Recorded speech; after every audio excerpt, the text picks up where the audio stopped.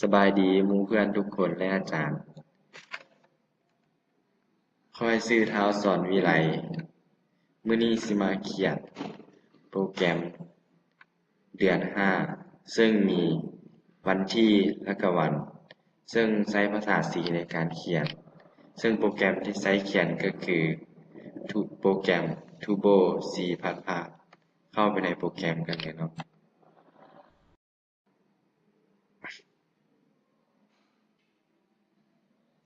ซึ่งโปรแกรมตัวนี้มันเป็นโค้ดได้เขียนโค้ดคำสั่งเข้าไปซึ่งมันจะรันลงเป็นหน้าจอสีดำซึ่งนี่คือมันเป็นโค้ดที่ค่อยได้เซฟไว้แล้ว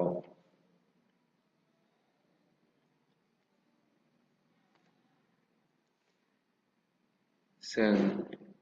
นี่มันคือคำสั่งให้เขียนตัวหนังสือสีแดงนี้ซึ่งมันจะไปเขียนในหน้าสีดำโดยอัตโนมัติมันจะเขียนไว้เลยเนาะสองตัวสีแดงๆนี้และนี่คือตัวกำหนดของมันนี่คือว่าในเดือนในเดือน5มันมี31 วัน31 วันที่แล้วถ้าเราพิมพ์กายนี่คือตัวกำหนดว่าถ้าเราพิมพ์กาย32แล้วมันจะออกคำสั่งที่ว่าerror แล้วถ้าเราพิมพ์เลข1มันก็สิออกว่า yesterday และพิมพ์เลข2มันก็สิออกไปตามแต่ที่เราได้กำหนดไว้เราไปรันเบิ่งกันเลยเนาะ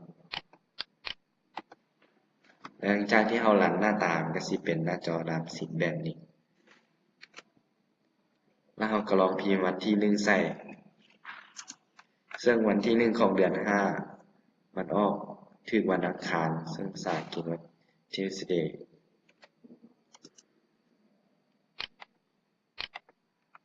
ถ้าพิมพ์วันที่2ใส่มันก็ออกถึงกงกับวันพุธซึ่งเมื่อฮอดนี้ถือว่าการอธิบายโค้ดของเราได้จบลงเพียงเท่านี้สอนโดยอาจารย์บอย หอยตัดขอขอบใจ